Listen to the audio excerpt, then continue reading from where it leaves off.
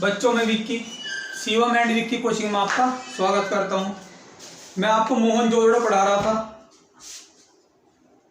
मोहनजोदड़ो का कुछ भाग रह गया था पढ़ाई बिना, तो वहां से ही शुरुआत कर रहा हूं।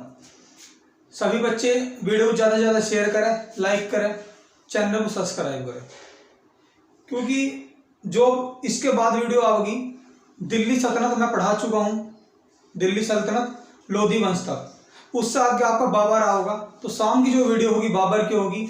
इधर से आपका प्राचीन भारत चलेगा, उधर से आपका मध्यकालीन भारत आगे की ओर चलेगा, और मध्यकालीन भारत में चलेगा आपका मुगल वंश। तो सभी बच्चे ज़्यादा से ज़्यादा वीडियो को लाइक करें, शेयर करें और कमेंट करके बताएं कि वीडियो कैसी लगी। तो मोहनजोदड़ो पढ़ा रहा था मैंने आपको बताया था कि प्रत्येक घर में कॉमन क्या है। 3 से 4 कमरे थे, 2 से 3 मंजिला भवन था, प्रत्येक घर में कुएं थे और प्रत्येक घर में स्नानागार था। ये बात आपकी समझ में आ गई होगी। कई बार क्वेश्चन आया है कि सिंधु घाटी सभ्यता का वह स्थल कौन सा है जहां से कुएं के अवशेष मिले हैं। तो याद रखोगे आप, मोहनजोदड़ो है। क्लियर? तो फिर यहां से क्या पाया गया? पश्चिमी टिल्ले से एक अन्नागार पाया गया, अन्नागार, जिसका दूसरा नाम है धान्य भंडार। अन्नागार का मतलब है गेहूं वगैरह जिसमें भरे जाते थे। ये इतना बड़ा अन्नागार था कि यह अन्नागार सिंधु घाटी सभ्यता की सबसे बड़ी इमारत कहलाया। तो ये क्या है? सिंधु घाटी सभ्यता की सबसे बड़ी इमारत थी। तो सिंधु घाटी सभ्यता की सबसे बड़ी इमारत कौन सी थी? ये आपके है अन्नागार। थोड़ी जगह कम है, मैं थोड़ा मिटो रहा हूं इसको। और पश्चिमी टीले से ही एक पाया गया आपके भरत स्नानागार। भरत स्नानागार यानी क्या पाया गया? पाया गया स्नानागार। आपको पता है, मैंने हड़प्पा में पढ़ाया है कि 6 एक पंक्ति में और 6 एक पंक्ति में टोटल 12 स्नानागार हड़प्पा से पाए गए हैं। वो भी कौन से टीले से? एफ टीले से। लेकिन आप याद रखोगे कि जो भरत स्नानागार है वो कहां से पाया गया है? मोहनजोदड़ो से। ये काफी बड़ा था, उनसे तो बड़ा था ये, यानी कि इसका मतलब भरत स्नानागार। और याद रखोगे कि सिंधु घाटी सभ्यता की ये सबसे प्रमुख स्मारक थी, सबसे प्रमुख स्मारक, यानी कि बिल्कुल बेस्ट इमारत थी ये, बेस्ट इमारत। तो अगर क्वेश्चन आवे कि वो कहते कि स्नानागार कहां से पाए गए, याद रखियो आप कि स्नानागार कहां से पाए गए। और हड़प्पा भी ऑप्शन में हो, मोहनजोदड़ो भी ऑप्शन में हो, तो आंसर लगाओगे आप मोहनजोदड़ो। अगर कहे भरत स्नानागार कहां से पाया गया है, हड़प्पा भी ऑप्शन में हो, मोहनजोदड़ो भी हो, तो आंसर लगाओगे आप मोहनजोदड़ो। लेकिन अगर ये कह दे कि 12 स्नानागार कहां से पाए गए और ऑप्शन में दोनों हो, तो आंसर लगेगा हड़प्पा। सिर्फ हड़प्पा ऑप्शन में, हड़प्पा आंसर में तब लगेगा जब लिखा हो स्पेशल कि 12 स्नानागार 6 एक पंक्ति में, 6 दूसरी पंक्ति में पाए गए। कहां से? हड़प्पा। वरना इसका आंसर हमेशा मोहनजोदड़ो लगेगा। आप इस बात का भी ध्यान रखोगे किस प्रकार क्वेश्चन बनता है। और मैं आपको बता दूं, जो ये स्नानागार था इसमें जो सीढ़ी थी, इसकी जो सीढ़ी थी मैं आपको बता दूं, ये उत्तर से दक्षिण थी, उत्तर से दक्षिण थी सीढ़ी। क्लियर? और जो पानी निकलता था, जो पानी निकलता था स्नानागार का, वो निकलता था आपके दक्षिण से पश्चिम, दक्षिण से पश्चिम। याद रखोगे आप कि जो पानी निकलता था दक्षिण से पश्चिम। तो इतनी बात आपके समझ में आ गई होगी। तो ये सब कहां से पाए गए? ये सब पाए गए पश्चिमी टिल्ले से। अब बात करेंगे हम किसकी? पूर्वी टिल्ले की। मैं मिटा रहा हूं, थोड़ी जगह कम है। अब बात करें किसकी? पूर्वी टिल्ले की। कि पूर्वी टिल्ले से क्या क्या हमको मिला है।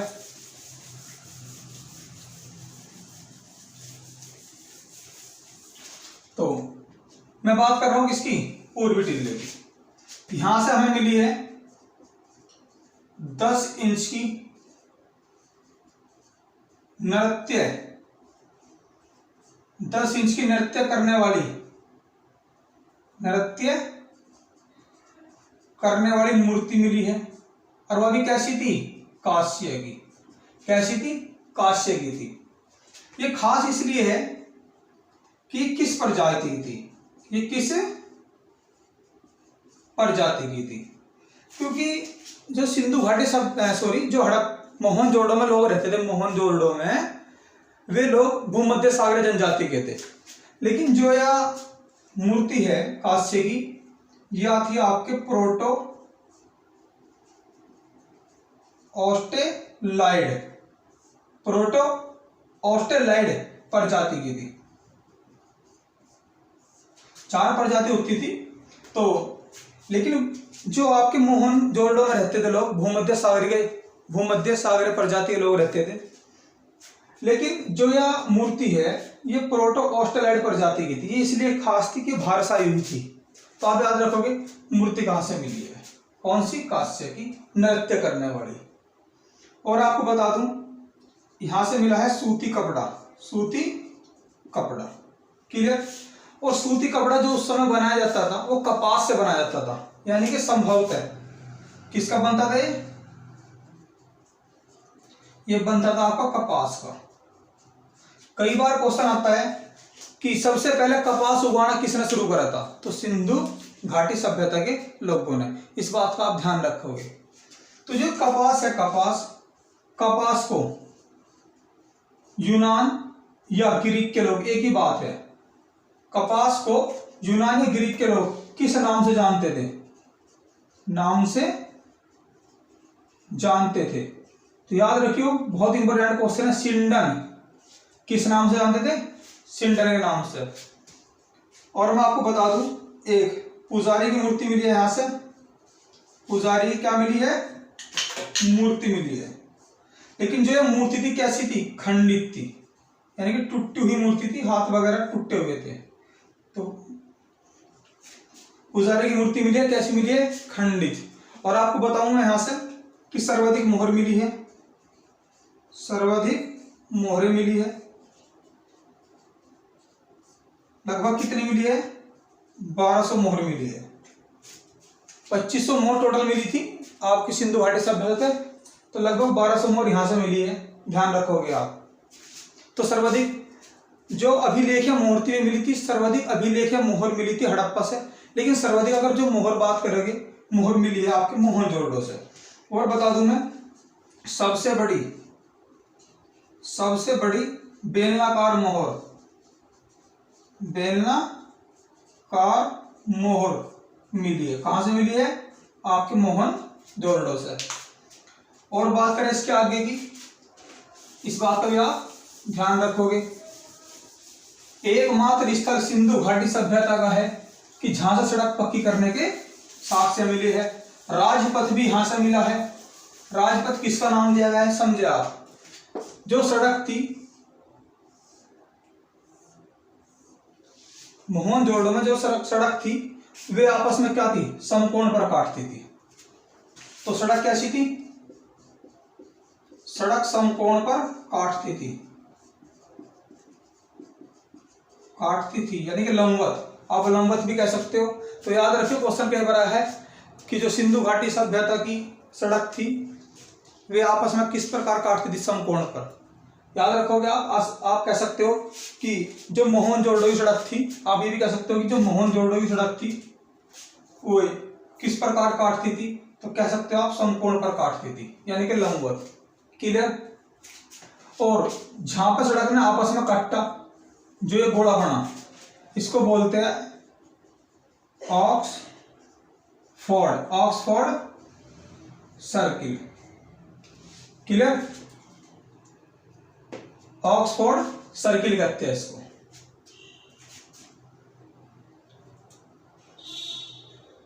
क्लियर। और मैं बता दूं आपको एक सड़क थी 10 मीटर लंबी, 10 मीटर लंबी तथा 10 मीटर चौड़ी, जिसका क्या नाम दिया गया? जिसका नाम दिया गया राजपथ। तो क्वेश्चन कई बार आया कि राजपथ कहां से मिलता है? राजपथ कहां से मिला? तो मोहनजोदड़ो से। यानी कि एक सड़क थी 10 मीटर लंबी थी, 10 मीटर चौड़ी थी, उसका नाम दिया क्या है? राजपथ। इस सर्किल है, ठीक है, क्लियर इस बात को लेकर। और एकमात्र स्थल, सिंधु घाटी सभ्यता का एकमात्र स्थल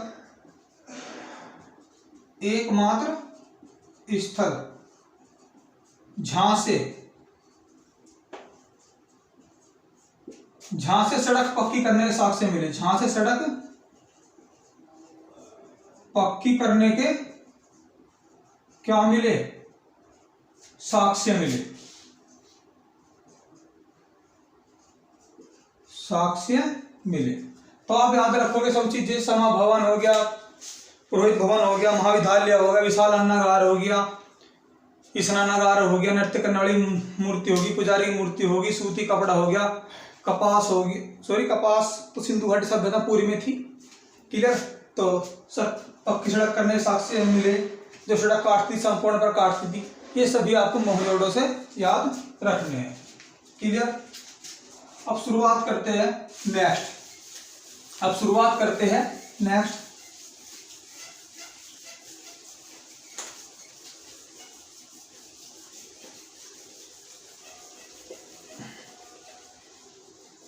अब बात करेंगे चंहुरड़ो से।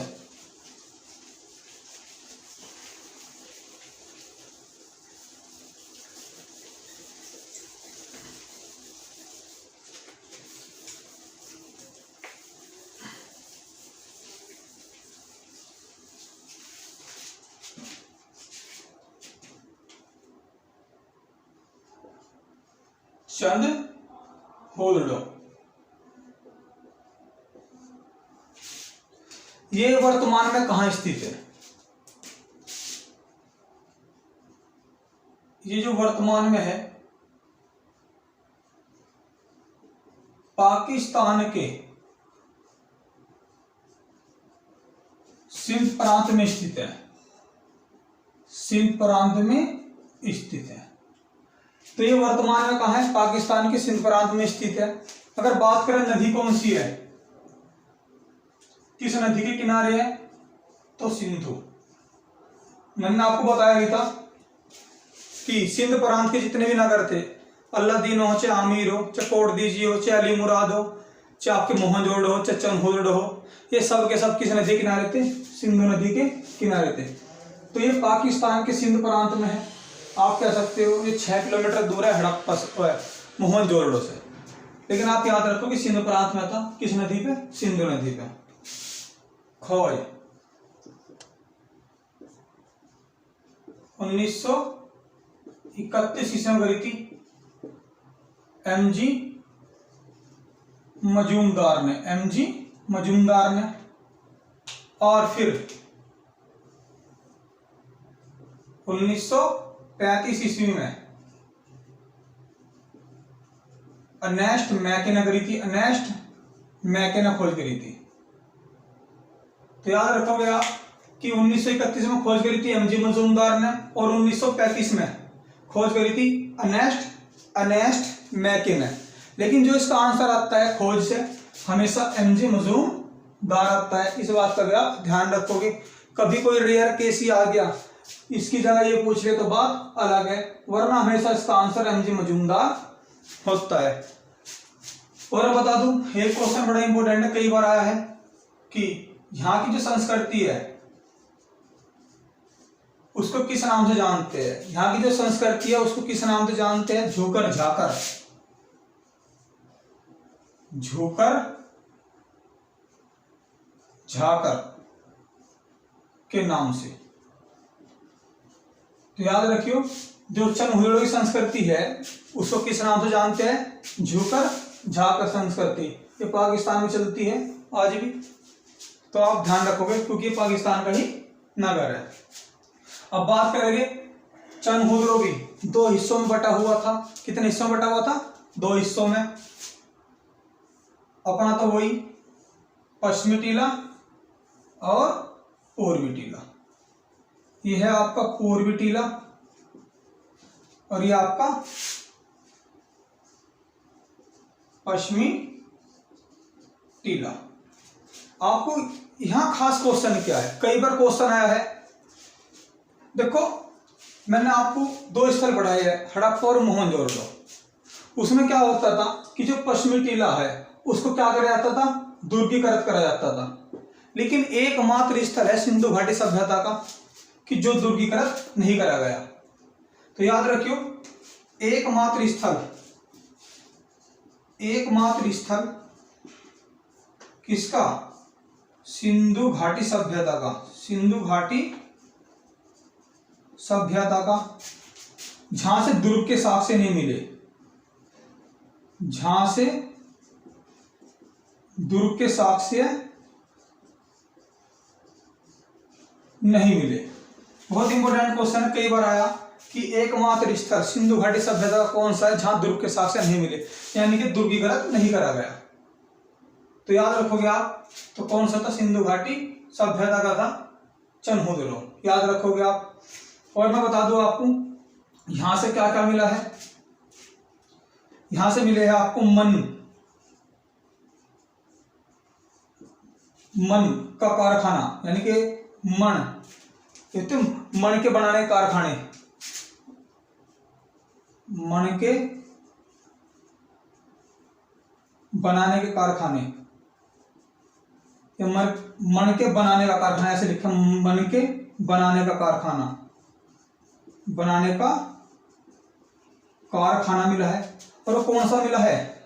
बड़े वाला, बड़ा कारखाना मिला है। मण के बनाने का कारखाना मिला है और वो बड़े वाला, क्योंकि जो छोटा कारखाना था, छोटा कारखाना आपको लोथल से मिला है। तो आप याद रखोगे मण के बनाने का जो कारखाना मिला है कहां से मिला है? चनहुद्रो से मिला है और वो बड़ा था।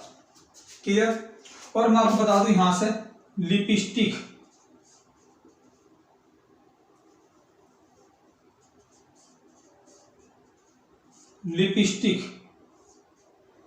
इत्र,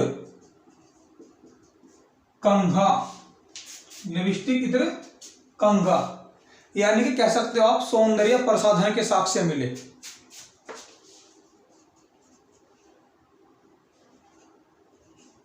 सौंदर्य प्रसाधन के क्या मिले? साक्ष्य मिले। बड़ा खास क्वेश्चन है बच्चों कि सौंदर्य प्रसाधन के साक्ष्य कहां से मिले हैं। तो याद रखोगे आप, इंपोर्टेंट क्वेश्चन है, चनहुद्रो से मिले हैं। क्लियर इस बात को लेकर।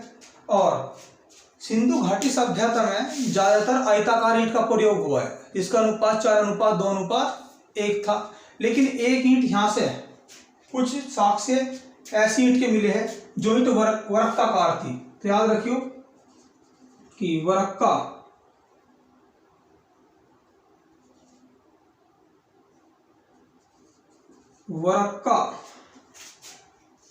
ईंट कहां से मिली?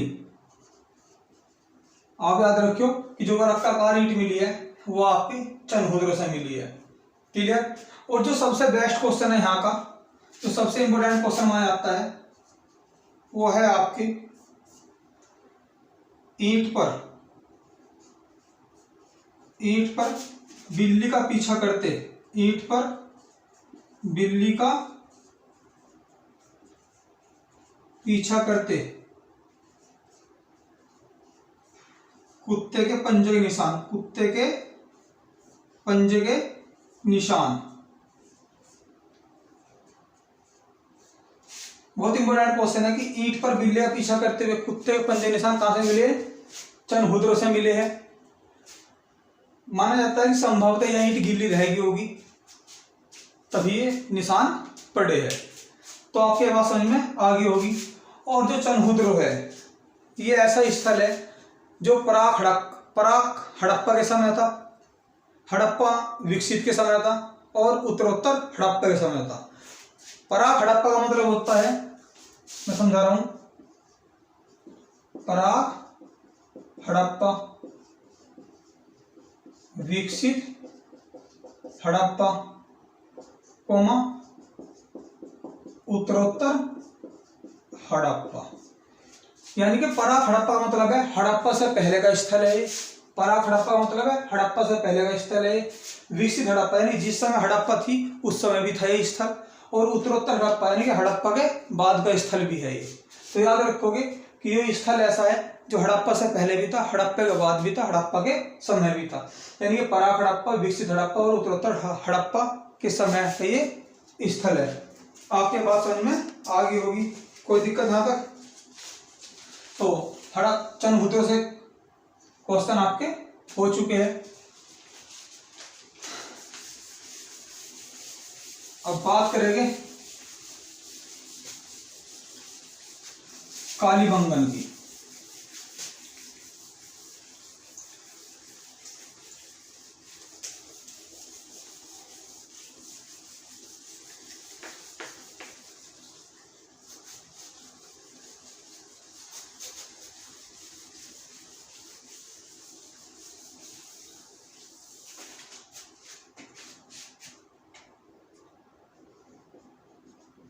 कालीबंगन बहुत इंपॉर्टेंट क्वेश्चन बनता है कालीबंगन से कि ये कहाँ है।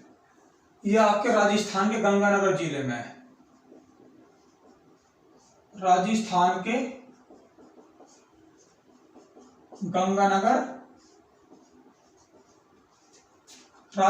के गंगानगर जिले में स्थित है। इंपॉर्टेंट क्वेश्चन है ये। और हमें राजस्थान का सिर्फ कालीबंगन पढ़ना होता है, आपको पता है इस बात का। और किस नदी के किनारे है?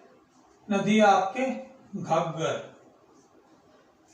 एक बात याद रखिए, जो घग्गर नदी है, प्राचीन में जो नदी थी सरस्वती, उसी का वर्तमान नाम है घग्गर। क्योंकि बनवाली, हिसार वगैरह सारे घग्गर नदी पे थे। यानी कि उस समय की थी यह सरस्वती और आज की है घग्गर नदी। क्लियर इस बात को लेकर? इसकी खोज कब हुई थी? 1957 में। 1957 में ईस्वी में हुई थी। अमलानंद घोष ने करी थी। क्लियर? और 3 साल बाद 1960 ईस्वी में बीके थापर ने। लेकिन इसका आंसर आता है अमलानंद घोष। क्लियर? जो इसका अर्थ है, कालीबंगन का अर्थ क्या है? काली चूड़िया।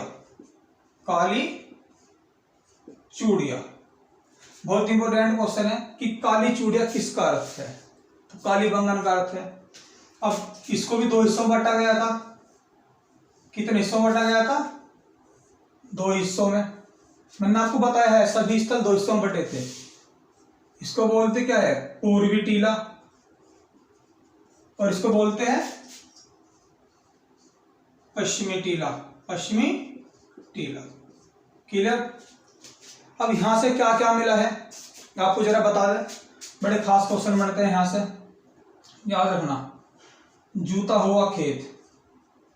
जूता हुआ खेत कहां से मिला? कालीबंगन से। जो एक खेत मानो, ये पूर्वी टीले की बात कर रहा हूं मैं। जो जूता हुआ खेत है वो इस प्रकार था। जूता हुआ एक तो खेत मिला है और एक साथ 2 फसलों को उगाए जाने के साक्ष्य है। एक साथ 2 फसलों को उगाए जाने के साक्ष्य है।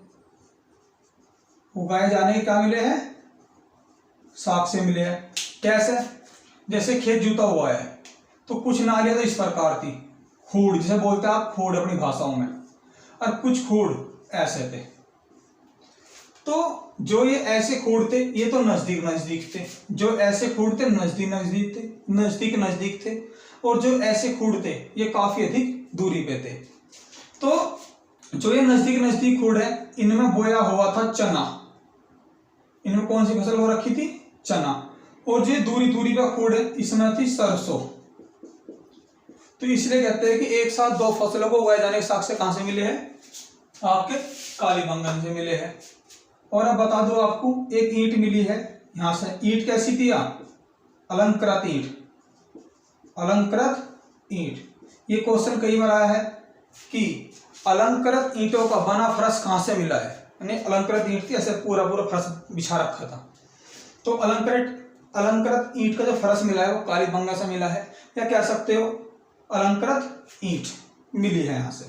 और बता दूं कि यहाँ पे जो मकान बनाए गए थे, जो मकान थे सर्वाधिक कच्ची ईंट के थे, कच्ची ईंट के थे, क्योंकि पक्की ईंटों का प्रयोग करा गया है सिंधु घाटी सभ्यता में, कच्ची ईंट का ही प्रयोग करा गया है। लेकिन जो सर्वाधिक कच्ची ईंट का प्रयोग हुआ है वो आपके कालीबंगन में हुआ है। सर्वाधिक कच्ची ईंट का प्रयोग कहाँ हुआ है? कालीबंगन में हुआ है। और मैं बता दूं आपको, ये राजस्थान में पड़ता है, तो याद रखोगे ऊंट की हड्डी कहाँ से मिली है? याद रखोगे आप कि कालीबंगन से मिली है। और मैं आपको बता दूं, एक खोपड़ी मिली है। क्या मिली है? एक खोपड़ी मिली है, उसमें 6 छिद्र थे। खोपड़ी मिली है, क्या मिली है? खोपड़ी मिली है। कोष्टक क्या थे? 6 कह सकते हो, 6 छेद थे, 6 छिद्र थे। अंदाजा लगाया गया है कि खोपड़ी थी, खोपड़ी में क्या थे? 6 छिद्र थे। यानी कि बताया जाता है कि खोपड़ी के अंदर जो 6 छिद्र कर रखे थे वे खुद कर रखे थे, यानी कि चिकित्सा के लिए कह सकते हो आप कि शल्य चिकित्सा के साथ से मिले। इसका मतलब है शल्य चिकित्सा के क्या मिले? साथ से मिले। यानी कि कह रहे हैं कि जो खोपड़ी मिली है उसके अंदर 6 छिद्र कर रखे थे शल्य चिकित्सा के लिए।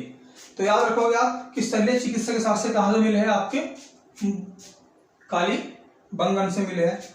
और मैं बता दूं, यही की बात है, एक इस प्रकार ये मिट्टी की पट्टी का थी, मिट्टी की पट्टी का क्या थी? मिट्टी की पट्टी का मिली। इसका चित्र क्या था? एक तरफ, यानी कि एक साइड में सींग वाला देवता था, और दूसरी साइड में तथा दूसरी साइड में एक मनुष्य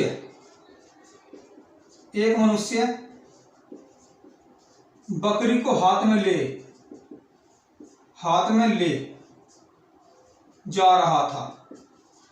यानी कि मिट्टी की एक पट्टिका मिली है इस प्रकार, एक तरफ सींग वाला देवता छपा हुआ था और दूसरी तरफ एक व्यक्ति था, बकरी को ले जाए हुए दिखाया गया है। ये क्वेश्चन कई बार आया है आईएएस प्री में, आप इस बात का भी ध्यान रखोगे। और मैं बता दूं आपको, यहां पे 7 अग्निकुंड मिले हैं। क्या मिले हैं? 7 अग्निकुंड मिले हैं। क्लियर? 7 अग्निकुंड के साक्ष्य मिले हैं।